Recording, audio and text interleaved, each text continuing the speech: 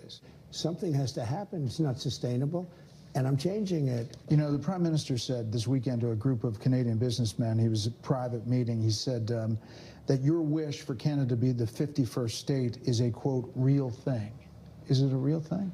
Yeah, it is. I think Canada would be much better off being a 51st state because we lose $200 billion a year with Canada, and I'm not going to... Hello, everybody. My name's Tom Stoukas, coming to you from Sarnia, Ontario, on Monday, February 10th, and that was Donald Trump reiterating his stance on Canada. He's not backing down. He's not joking. He's dead serious. He wants Canada to be the 51st state. A little more complicated than that. Like, it's not as simple as he makes it out to be. But that's what he wants. And he's keeps repeating it. Now he's making everybody's head spin in Canada, like he's doing all over the world by doing another rope-de-dope on the tariffs. He was like,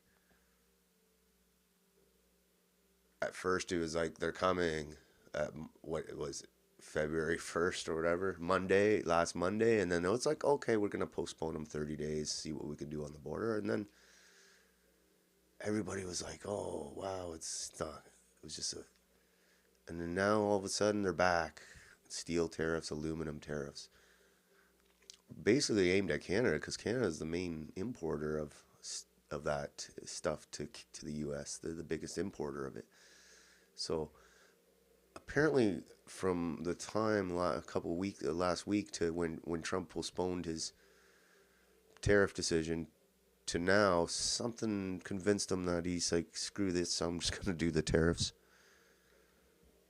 And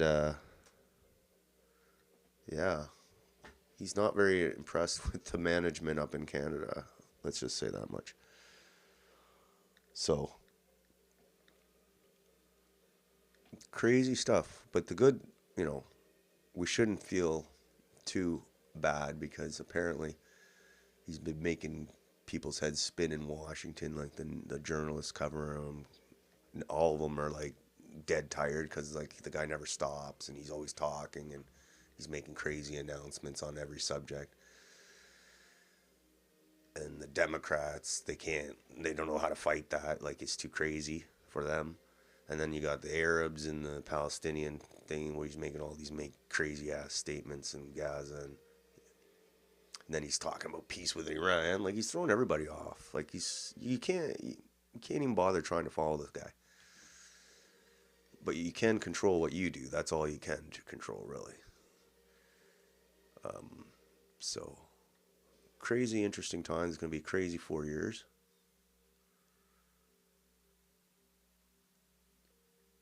I thought something funny too. I was at the Value Village today, and I always look for something to put on the wall in here that kind of speaks to me. And I saw this at Value Village. It's only $3 too, and it's like it's in perfect shape. And it's like, keep calm, eh? And I was kind of like, you know what? That's the perfect kind of sentiment right now. Keep calm, eh? Like,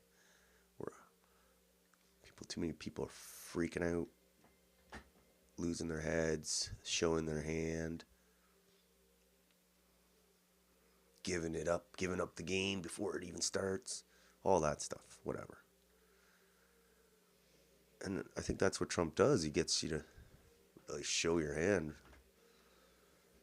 by acting all crazy.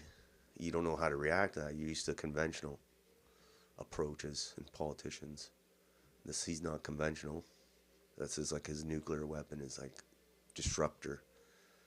He's the disruptor in chief. But, he honestly believes, based on the way our country is going, that it's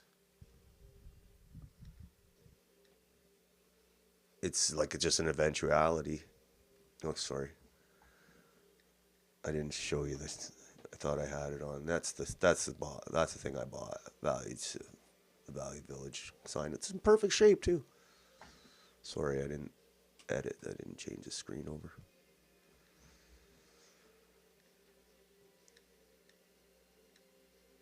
Okay.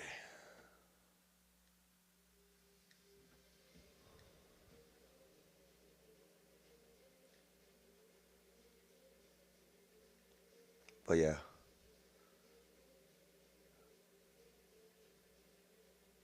What was I saying? Oh, I don't know. Like, I can't really worry about what he's doing. He's just being a wrecking ball.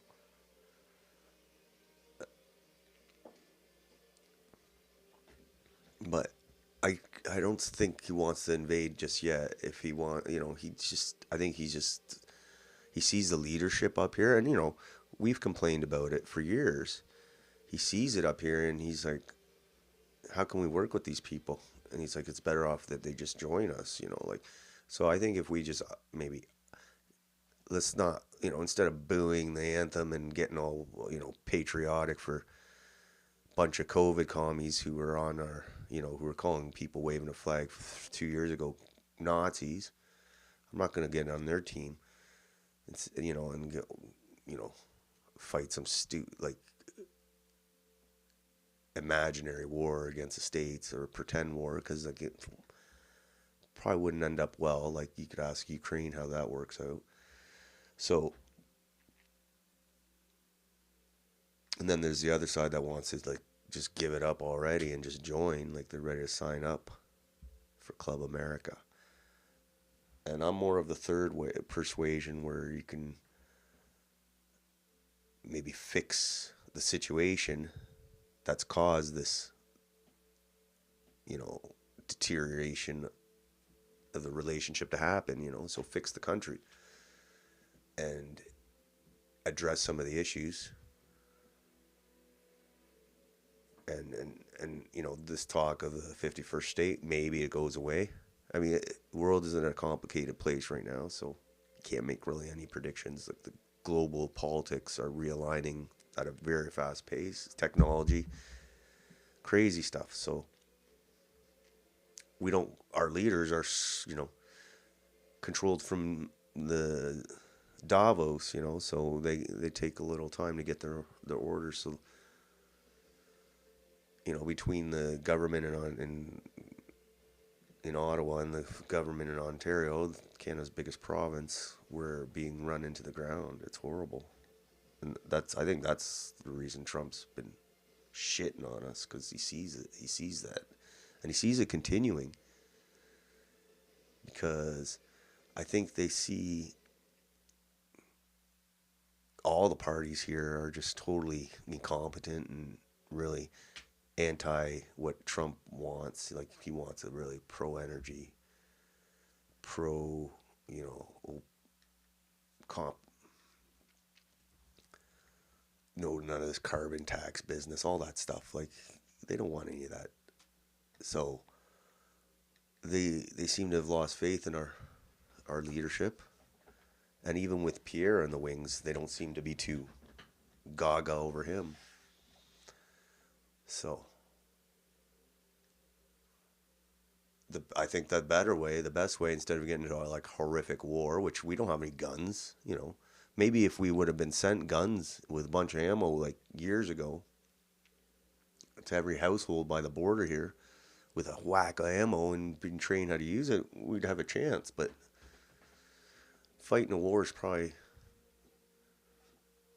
there's other ways to fight though, like fixing our own shit and making us like valuable, so the boss don't have to come and take us out, because we're pretty well a autonomous region of the American Empire. As long as we pay up each time to the boss, we can do whatever we want. But if the envelope's light, this is what happens. So, got to get our game back. And the game has fallen, like it's fallen over the last 10 years. We give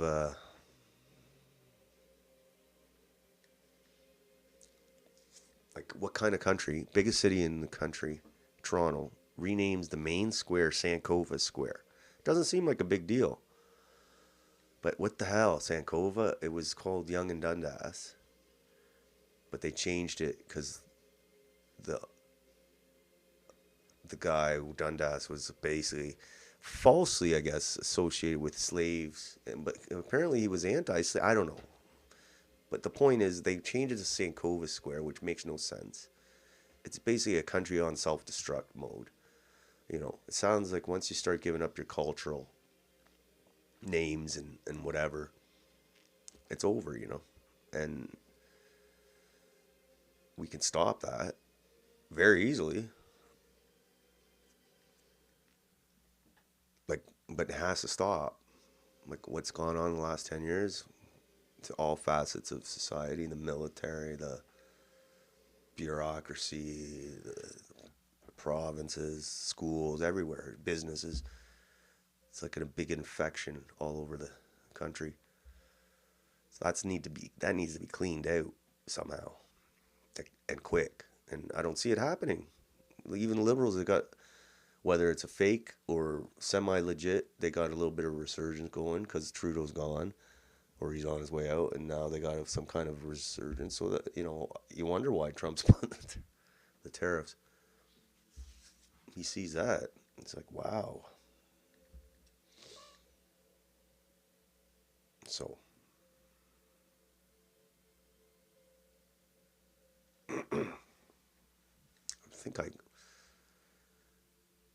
I don't think Trump is alone on this in the States, because usually he would have a bunch of people criticizing him for his behavior, and there have been a few, but by and large, American leadership isn't too impressed with Canada, what they've been seeing from us. You know, they haven't been overly like critical of Trump's approach to us. So, you know, you can only just imply that they're somewhat agree with him, that we've kind of lost our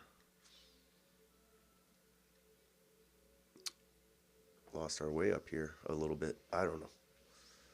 We definitely have. We were saying that way before Trump. And this is one last thing I want to mention is before Trump even mentioned the word tariff, we had like rising separatist sentiment in Alberta, which I have never seen as high as it was. Like people are openly talking about it all the time now. We have a potential resurgence in Quebec with a separatist government poised to win the next election and introduce another referendum. And then we have like millions of Indians and like ethnic enclaves in Ontario and BC that are building their own power structures there. So it's like before Trump even said the word tariff, all that was happening. Just horrible leadership in Ottawa, central government there. Ontario, the biggest province in Canada, fake conservatives are governing there, who have been side by side with Trudeau all these years on all the major globalist issues. So Canada wasn't the most stable place before even Trump was elected. Okay? So we have to accept that. Like, and I don't see Quebec going into the States, because the States ain't gonna, they'll be like Louisiana in no time. They'll be like a tourist attraction. But it'll be all English. They're not going to do the French only thing in the States. No way. So the States are probably banking on Quebec leaving, doing a deal, some kind of free trade deal with the States.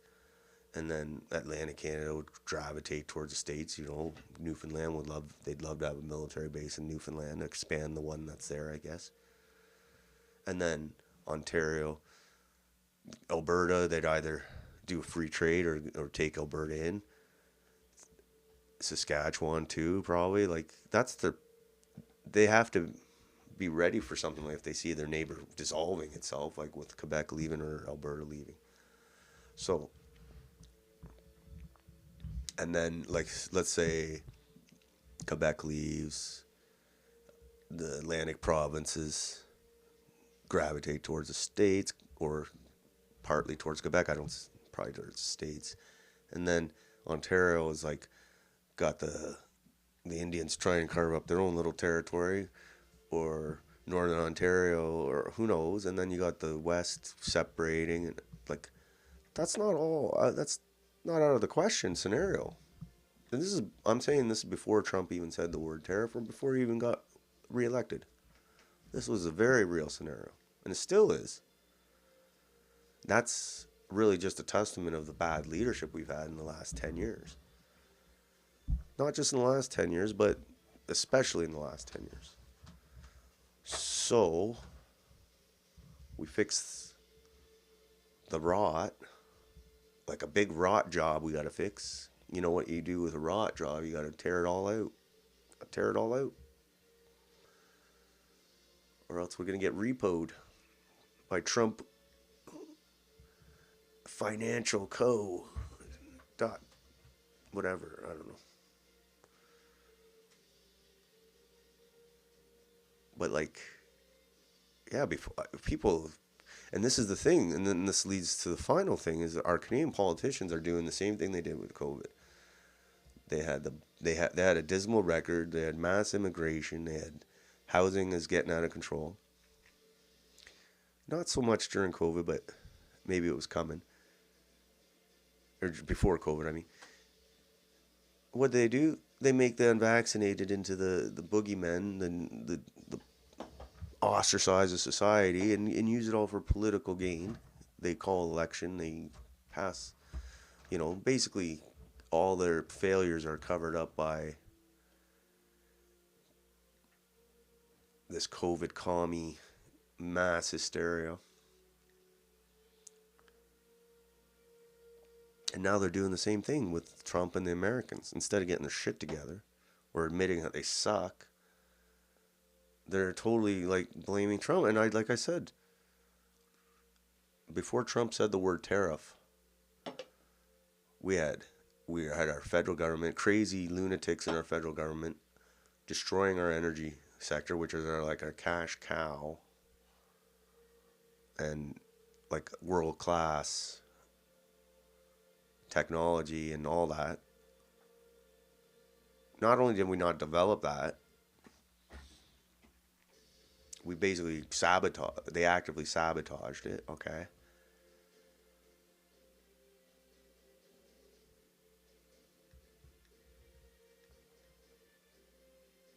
They totally pissed off Alberta to the point where Alberta's ready to leave. We got a total immigration problem. The States obviously knows about that. Total money laundering, all sorts of horrible things going on. And then all this happened before Trump. So, but they're going to try and do a switcheroo and say, oh, we got to unite to fight Trump. No, you guys got to all leave, and then we got to rebuild the franchise. Need a little bit of a house cleaning, but it's hard because these people, they live off the gravy train. It's going to be hard to get rid of them. So, it's not a good situation, but we have to be wary about blaming Trump or getting into the mob mentality, like booing these stupid sports games. Like, that's kind of dumb, I think.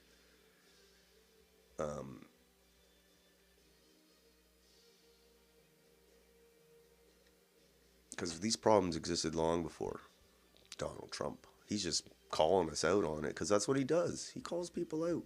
He loves it. He thrives on it. And look at it. Like, our prime minister don't even want to leave. Like, he resigned. Like, why is he still around? Like, this is ridiculous. We got no parliament. It's such a joke. So, yeah, we can get all emotional and say we're going to grab a gun and fight the Americans. Or we can just get our shit together and I know there's enough talent in this country to do it. It's just the leadership's pitiful. got to have the right leadership. I don't see nothing. We got Pierre. He likes to, I think he goes with the wind, this guy. Like, he'll react only when he has to. After, like, he has to answer a question. Not that he wants to answer it. It's only like when he's forced to answer a controversial question. Like, that's not the leadership we need right now. So that's where we are.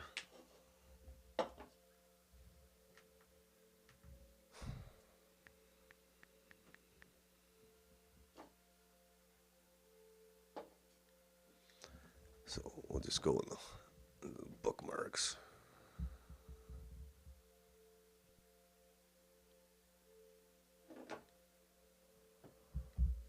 All right.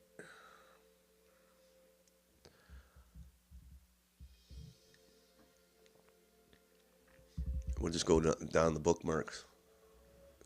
It's all connected anyway. Go to Trump tariffs first. That's where we start. All right. I'm just going to go through one each. All right.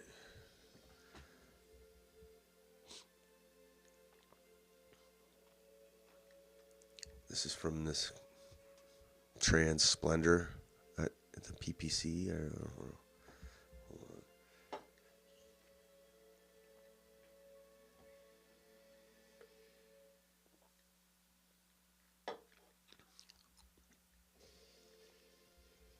If you are now a patriot because Trump sees how weak, corrupted, and abused Canada is, you're defending your abusers. True patriots were patriots with good causes who were patriotic when it was hard. PPC Freedom Convoy.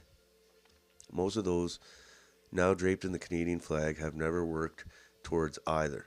You now support flag bearers who want to ally with the EU and UN billionaire who have robbed our country. Stockholm Down syndrome. That's funny. So yeah, basically what I was saying is the people that destroyed the country are now acting like these big patriotic Canadians.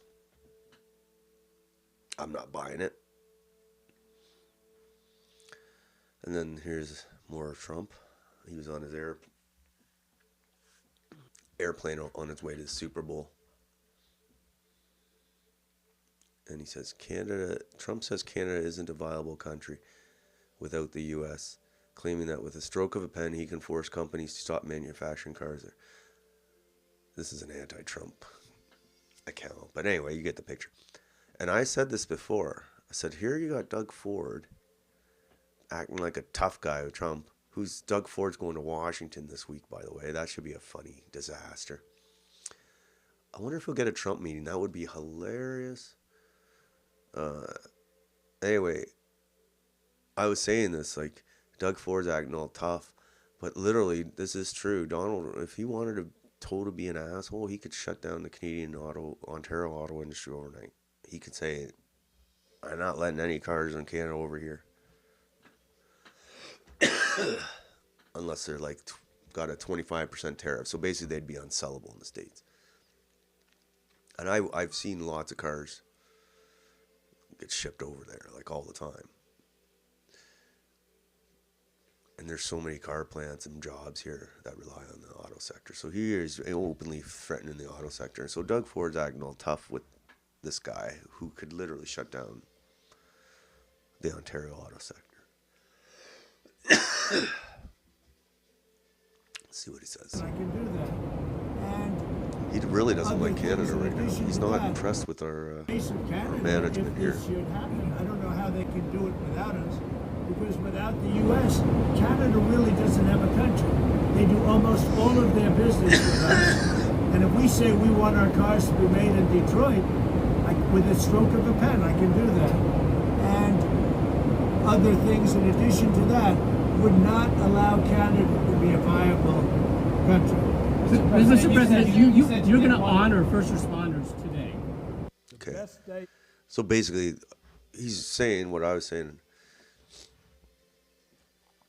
How Trump could really literally shut down the auto industry overnight. So that's our people actually are saying on this election in Ontario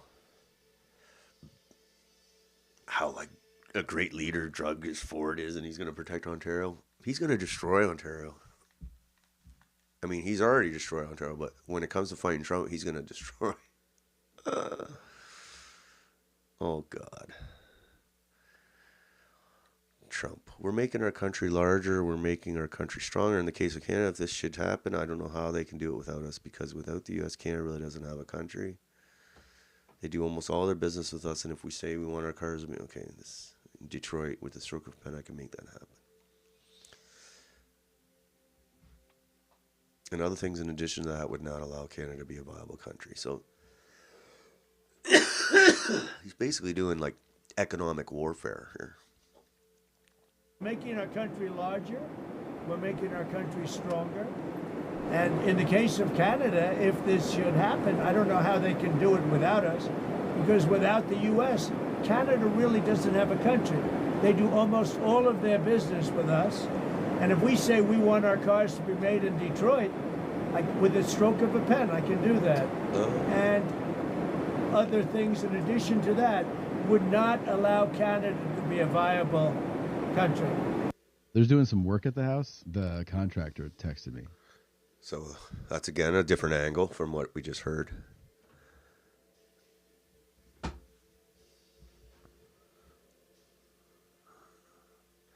And this is Trump puts 25% tariff on Canadian aluminum and steel starting tomorrow. This is yesterday.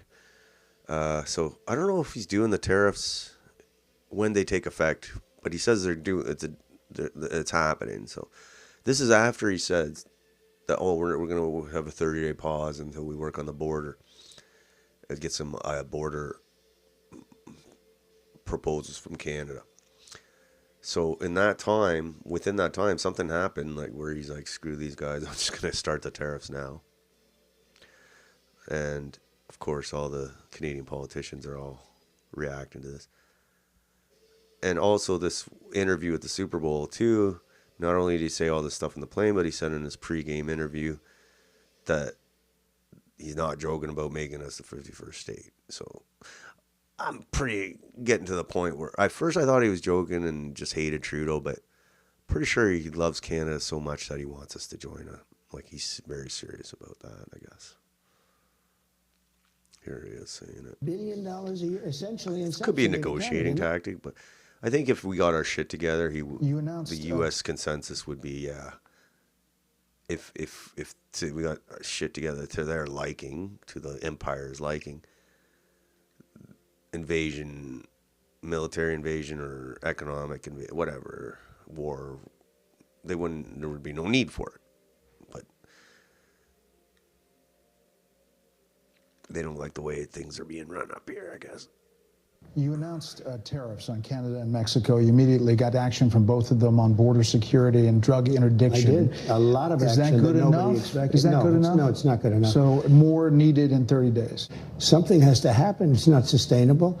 And I'm changing it. You know, the Prime Minister said this weekend to a group of Canadian businessmen, he was at a private meeting, he said that your wish for Canada to be the 51st state is a, quote, real thing. Is it a real thing? Yeah, it is. I think Canada would be much better off being a 51st state, because we lose $200 billion a year with Canada, and I'm not going to let that happen.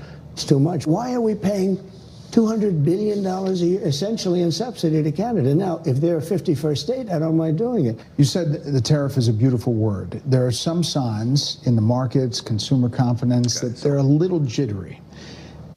So he basically just wanted to make clear he's not joking. It could be a negotiating tactic, but he says he's not. No joke. So I think that was the last of it. All right.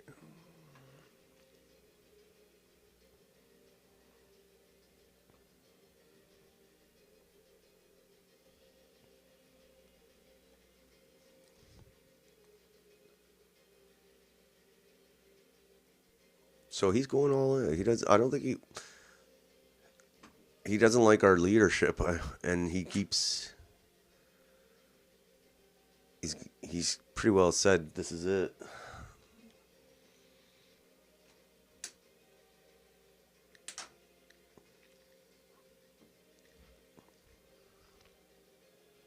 Okay. Let's go to the federal guys, and then we'll go down to Doug Ford. We got one thing for Chrystia Freeland. She responded just now, especially with the tariffs and all that, the steel tariffs. Let's see what she has to say. Oh, God. She's got the drum beat going. I have a message today for President Trump. If you force our hand, we will inflict the biggest trade blow that the United States has ever endured. The amount of waste that happens with the... I gotta watch this again. I have a message today for President Trump. If you force our hand, we will inflict the biggest trade blow that the United States has ever endured. Oh my God. What do you guys think of that? I have no idea. I think Trump can't stand her. I know that much. No wonder he can't stand us. He probably hates Carney too. He probably hates Trudeau. He hates them all. We hate him too, though. That's the thing. Doesn't mean we want Trump to take us over, but we want to get rid of this whole lot. That would be the ideal outcome. Make Canada great again on our own. All right, let's go to the front runner, Mark Carney. Oh, I didn't do much on him. Trump wants us to lose our cool, but we need to stay united with the right response. In the short term, Canada needs to manage foreign trade threats with dollar-for-dollar tariffs and supports for our critical steel and aluminum workers. And as we look, supports, the new Serbs coming. And as we look to the future, we'll need a coordinated strategy to boost investment, make our companies more competitive, and diversify our trading partners. Well, the reason you haven't boosted investment is because nobody wants to invest with Trudeau and his commie liberals. Make our companies more competitive. Yeah, add more carbon tax, make them more competitive, and diversify our trading partners. Something they've talked about for the last 30 years, and it's never happened. So you live next door to the biggest consumer market in the world. Pretty sure it's going to be hard to diversify, but it hasn't happened, despite all the talk. And then this Ruby Dalla, I don't know. I don't think she has a chance, but she's hilarious. I saw this. She's just trolling the Liberals at this point. I'm shocked they still let her in the race. And it's time for a change. And she has Trudeau as Dr. Evil and Mark Carney as Mini-Me. So she's trolling them hard now. That would be hilarious if she won the Liberal leadership. That'd be hilarious. I'm sure a lot of conservatives signed up just to do that, just to screw up with the Liberals. All right. So Chrystia Freeland's message, that was hilarious. What the hell is she going to do? I don't think we have that. I don't think we can beat the States in a trade war, but maybe she has some secret weapon. All right. Jagmeet. Oh my God, we forgot about Jagmeet. He was on CNN talking tough. No wonder Trump's doing this. Oh my God.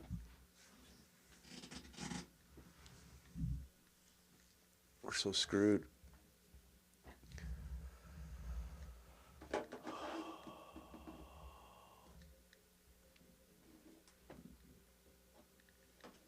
Let's see what Jagmeet says.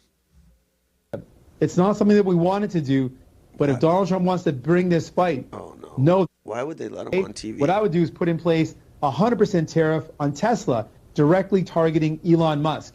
Because Elon Musk is proudly touting this idea of the 51st state, so let's hit back at Elon Musk. I've also said we should shut down the supply of critical minerals. Another move that directly targets Elon Musk and his Tesla company. The batteries that he needs require these critical minerals. We've got tools and we should be ready to use them. It's not something that we wanted to do, but if Donald Trump wants to bring this fight, know that we are ready. I'm putting Donald Trump on notice. What would do is put in place 100% tariff on Tesla. But if Donald Trump wants to bring this fight, know that we are ready. I'm putting Donald Trump on notice. Whoa. He put him on notice. So we got Freeland. What's Freeland? I got to see this Freeland one again. I have a message today for President Trump. If you force our hand, we will inflict the biggest trade blow that the United States has ever endured. I love the drum at the end, the war drum. Boom, boom, boom, boom, boom. So that and Jag Meat on CNN. We're screwed. We're so screwed. Jag Meat said, and this is another thing, another video of Jag Meat. Oh my God. I can't believe he went on CNN.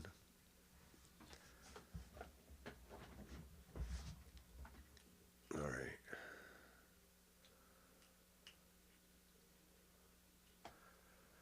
He said this also the other day. Jagmeet says he's fully prepared to work with the Liberals to pass laws and supports over toppling them because of the crisis we're in. He says he'll only vote non-confidence in March. Imagine that, Jagmeet Singh mislead Canadians again. So the question is, what's Jagmeet going to do when Parliament actually finally gets back in? Like, if it ever, you never know, it might never come back.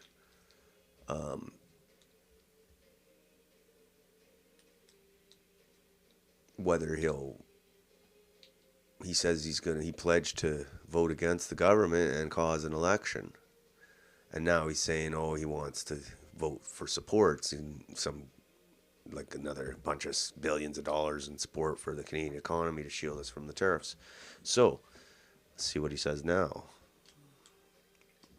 This guy's leaving all his options open, I guess. Otherwise, I can see all opposition leaders would be. What will your government prioritize? This is in Windsor. Bringing down the Trudeau government to get to an election sooner, or finding a way to work together to fight against Donald Trump with some real meaningful measures? Well, I mean, we could do that right now. And I want to make this very clear. And we've called for Parliament to be recalled because it can happen right now. We could have Parliament back in session right now. And then the government prioritizes which bills come forward. So if they're serious about a package of supports to help us fight back against Donald Trump and to support workers, they could prioritize that and put that before the House as the first thing we vote on. And of course, at a time when we're threatened by a trade war, a war that we did not want to start, but one that we have to fight back, then I can't imagine any opposition leader opposing measures to fight back against Donald Trump and to support workers. Well, I guess there's one guy I would imagine that wouldn't support that, is Pierre Poilievre, but otherwise I can see all opposition leaders would be on side with defending Canada and supporting workers. There are going to be, by law, confidence votes at the end of March. I'm voting against the government then. We still have 2 months to bring in laws, protections, supports. Let's get those done. My wife, when I met her, she goes, your whole So he's saying basically, bring back Parliament now so we can vote on supports. I don't know, supports for what? Like, I don't know what is there to support, because technically the trade war hasn't really started taking victims. So he's basically, he says at the end of March he'll vote against the government, but if Trudeau is gone and the crisis worsens, like, he's left himself a little room to stay on, at least until the fall. And they'll say it was like a national emergency, all that stuff. So who knows what this guy's in. Oh, God. Especially now he's getting all lippy with Trump. He's going to stay in the game. All right, one quick one on Pierre. Pierre was trying to stay in the mix with Trump's kind of overshadowing him, making him look like not as conservative as he should be, I guess. So he's putting out this new thing. Maybe he thinks it's something Trump wants to hear. Canada First plan. So he's the Canada First guy now.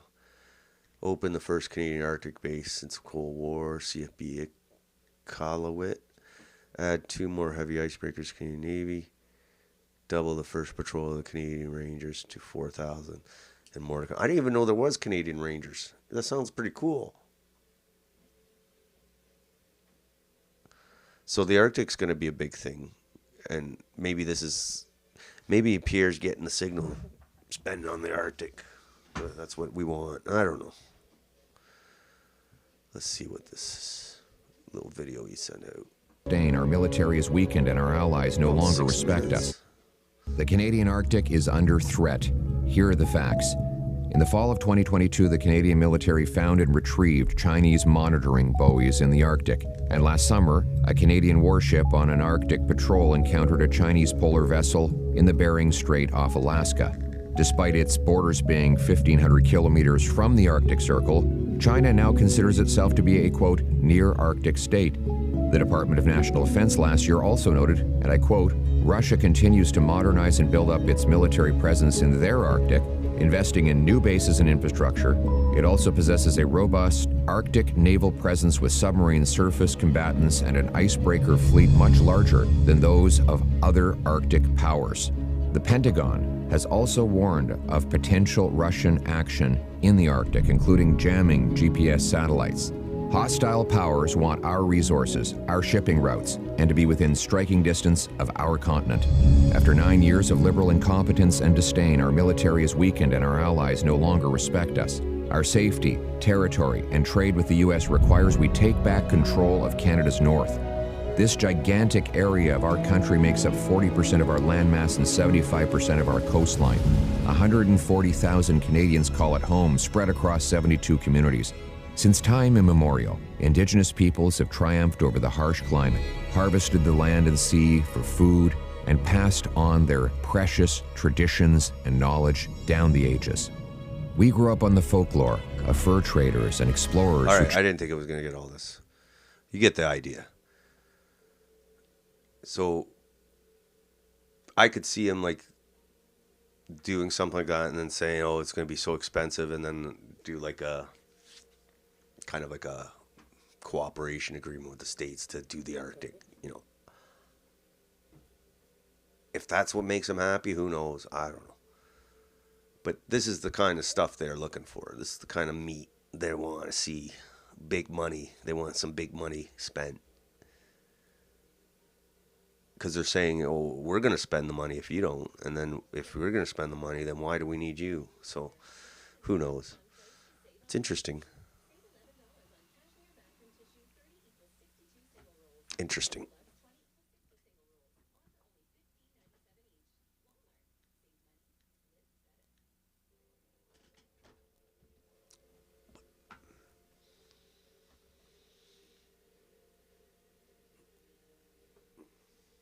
All right, next one. So that was Pierre's big thing, the Arctic. And, you know, probably be a good idea, given the future of it, to start investing up there. But it's a lot of it's all talk. They always talk about it, and nothing gets done. All right. So, Canadian elections. Yeah, a little trend this week. A bunch of ministers, a couple ministers today were saying, oh, they're out. They're not running again. Mary Ng, who a lot of people are saying she was involved in foreign interference. Not proven. I don't know if it's true or not, whatever. But she's gone. Arif Irani, the justice minister. Arif Irani, whatever.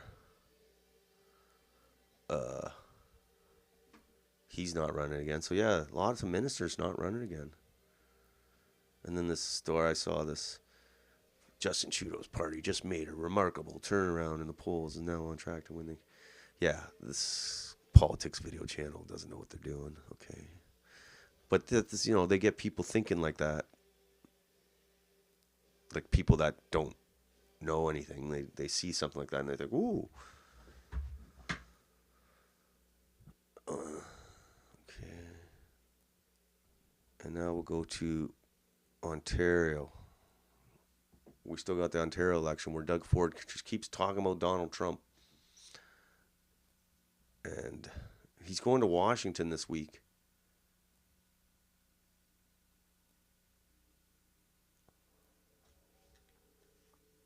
He's going to Washington this week, so we'll see what happens there. Maybe he'll get a meeting with Trump.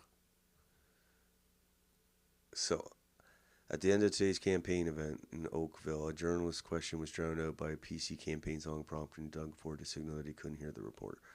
Protect Ontario. Look at these guys. I can't stand these guys, man. So that concludes our press conference. Thank you, everyone, for coming. Who's gonna fight for you? If there ever was a time to answer the call, answer the call. Who's gonna fight for you? Together we can rise above it all, above it all. Who's gonna fight for you? This guy's gonna fight for you guys. Yeah. I don't trust OpenAI. Like, I don't know how this guy, like, he's a puppet. David Menzies actually, I'm going to find what he did. He was like 10 reasons not to vote for Doug Ford. And I don't really like Rebel News, but him and me are very like-minded on that subject. All right. Tom Marazzo says about Doug Ford, the statement is delusional. So basically this is the Trump election in Ontario. Ridiculous. Like we said before, Trump could literally shut down the auto industry overnight here. And that's it. And this guy's playing with fire. This ex-hash dealer from Etobicoke is going to take on Donald Trump.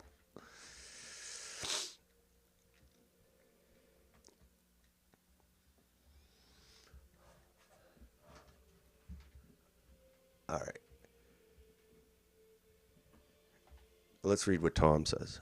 This statement is delusional, irresponsible, and a fool's errand. Thinking you can do this to the U.S. economy is absurd. Ford supposedly called this election to secure a stimulus spending mandate from voters. However, President Trump granted Canada a 30-day extension to address U.S. demands, effectively removing Ford's jurisdiction for this costly election. Now he's fabricating a reason to posture against the Americans. All right. All right. Let's see what he's talking about. Premier Ford. There's one thing that President Trump has underestimated: the will of the Canadian people. We're no Mexico. Hey. We're no Colombia. We're no Panama. We're Canada. When someone gives you a pop in the nose, oh my God. When someone gives you a pop in the nose, they're going to get that pop twice as hard back. I'll tell you that. Let's see here. Panama, we're Canada. Oh, God. And we are.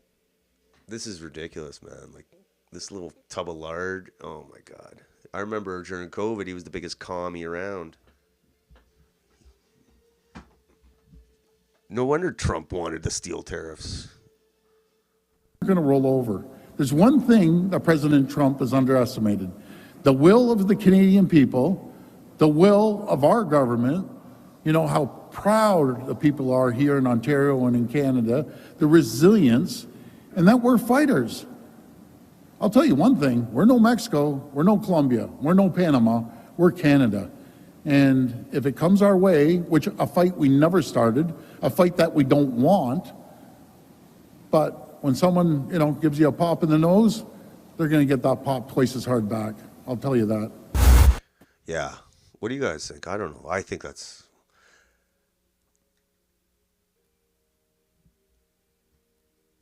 I think he's playing with fire there. I don't think he is very responsible to talk like that. I don't know what he's trying to do, what he's trying to accomplish. He's not that smart. He's definitely a puppet.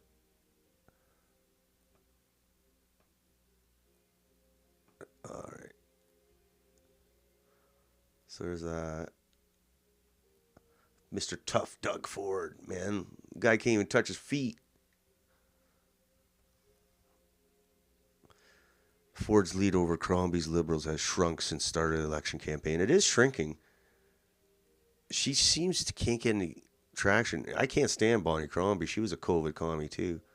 But at this point, I almost think, you know what? it's almost better to get Bonnie Crombie in. That way Ford will get kicked out. He'll be retired. And then maybe you can get somebody who's like a hardcore, like fuck, at Canada First, Trump style, like no woke bullshit kind of guy running the biggest province of Ontario instead of a lackey to Justin Trudeau. So, although I hate the Liberals, maybe getting her in would be good because it would retire this dumb slug. Even a minority government would retire him. So, I don't know, man. This guy's going to destroy Ontario. He's a puppet. And then he's calling people ODSP, like disability, young guys sitting on the couch watching Flintstones.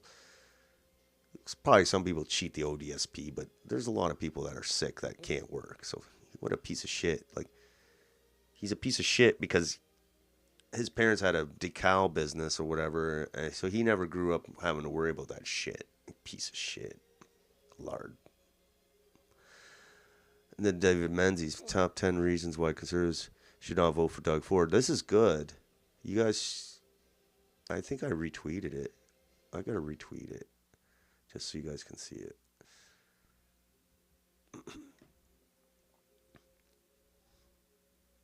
But the reason I was interested in this, because he's basically saying exactly the stuff I've been saying about Doug Ford all these years. So it was weird. Like he was reading my mind. I don't mind Menzies. I don't like Ezra Levant, but I don't mind Menzies.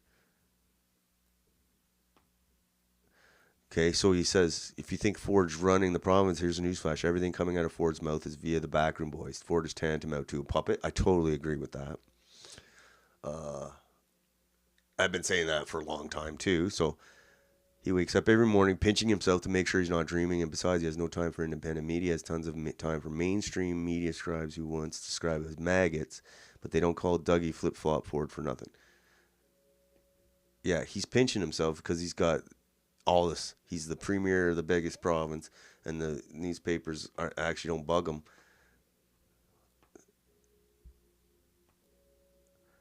Doug gets led around by the nose by his handlers like he's some sort of circus donkey. He's perfectly fine with that. Beats being a city councillor. But the people running Ontario are anonymous, and they like it that way. Indeed, it's all a grandiose illusion that Doug Ford is calling. That's what I've been saying. I already said he's like blackmailed or bought by the globalists because he's been doing the globalist agenda with Justin Trudeau for the last 7 years. And Menzies is saying exactly what I've been saying, so I'm glad I'm not the only one. Ford, he radicalized sex ed curriculum is worse than ever under him. It was bad under Kathleen Wynne, but he kept getting it worse. Ford is woke. Saddled with a record deficit and debt. He's done nothing to tackle inside, whatever. Yeah. And then he references the David Peterson election. Yeah, I remember that.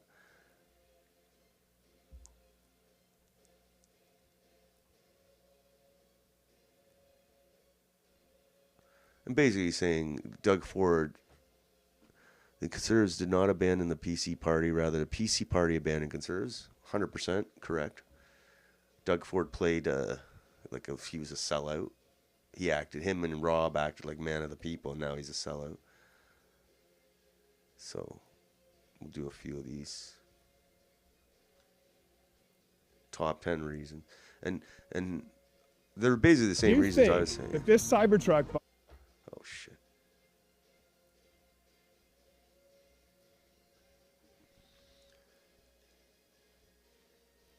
He's basically saying the same thing I was saying about Doug Ford. Anyway, we got 5 minutes. Might as well look at a few of them. Stop. If you think you're safe walking alone, think again. In the next 5 seconds, I'm going to reveal it. There's a cheat code that unlocks the fretboard forever, and it works regardless of how long you've been... Okay. Oh, the irony is both profound. Someone with your Ministry of Education was convicted of child pornography. Sustain us every day, David. May ever separate us. Books found in the So libraries he's talking of about the woke elementary education schools curriculum actually meet of a female and the was cross-dressing completely teachers. tolerated by the former This is all under Doug do-nothing Ford. Minister of Education, Stephen Lecce. This despite the fact that Lecce held the power to actually dissolve school boards if he chose to Ford do didn't do so. nothing. I go to my kid's So school. why didn't he lay down the law? Does he buy into the agenda of I go to the my kid's school, there's more radicalized rainbows. I'm members of blinded by the rainbows. LGBTTTIQQAA? All right, so what's the next? He's a coward who literally runs away from concerned parents. And speaking of concerned parents, I thought Doug Ford was one. Well, he's a parent, all right, but he is completely unconcerned, it would seem, that so many school boards in Ontario are toxic cesspools that embrace Marxist ideology. Yeah, I'm ready to start homeschooling my kid. Like I've read the curriculum. It's crazy. It's crazy woke. Under Doug Ford, premier for the last 7 years, with majority governments, and it's more woke than ever. Like I'm literally ready to take him out of Ontario schools, and apparently it's very easy. And it's all because of this guy. No wonder Trump wants to take us over. And the next reason, he's been with Trudeau the whole time. Look. I don't want to insult inebriated members. Typically, press conferences in which these two leaders announce they are spending billions of tax dollars, typically on EV battery plants. I would say they are spending like drunken sailors, except I don't want to insult inebriated members of the Royal Canadian Navy. All right. Simpatico with his federal counterpart. But no. And the reason for that, according to my sources, is that Ford's people simply don't get along with Poilievre's So people. he's saying how Ford If and that is Poilievre indeed don't the work case, together to beat Trudeau. And conservatives, talk about bait and switch. Number 3, Ford is woke. Lots of evidence here, folks, but in addition to the appalling sex ed curriculum, I'll offer just 2 other examples. First was Ford placing the Sir John A. Macdonald statue at Queen's Park in a makeshift coffin. That's bullshit. What an appalling flip-flop by Okay, Ford. so woke. That city tweeted, quote, Sir John A. Macdonald played a central role in our national story. As one of the fathers of 2 years later, Ford went from being a defender of Sir John A. and gung-ho to even having 2 Sir John A. statues on the lawns of Queen's Park to a detractor of Sir John? Why? Well, apparently the very sight of the statue was triggering the thugs who comprise Antifa and Black Lives Matter. Actually enforce He hasn't stood the up law. to any of that stuff. It's so bad that even Bonnie Crombie, the leader of the Liberal Party of Ontario, called Ford out on his cancel culture behavior just the other day. Here, check it out.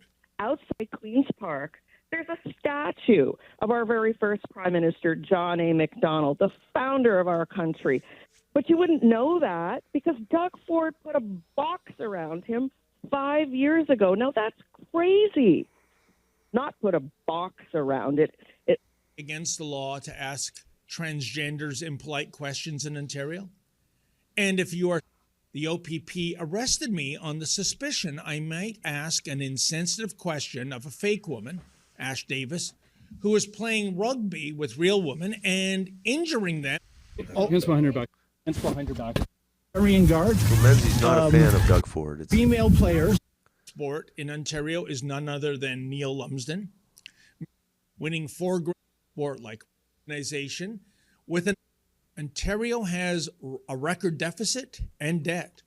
Okay, so we know that Doug Ford and his team he are wants to definitely build this not tunnel social over- conservatives, but get Trump this. and tunnels. They're not fiscal conservatives either. $86 billion. Speak of those 200, like a volcano. Anti-Semitism. So he's talking about the debt, anti-Semitism, press. basically everything. Jewish neighborhood. Actually, to Okay, put so an he's talking about, I don't care. People of Ontario. It may take investing tens of billions of dollars. We'll do tens of billions of dollars. It's no different. It's a good video because I liked it because it basically says exactly what I was thinking all this time. It's like And then the only reason people vote for him is because, oh, he's worse. The Liberals and NDP are worse. Well, maybe this time it'd be good to get rid of him by voting someone else. Anybody but him. Hey, well, we'll be back tomorrow. We'll see what these guys are doing. I'm sure they'll give us plenty of stuff to look at. All right? Everybody, have a nice night.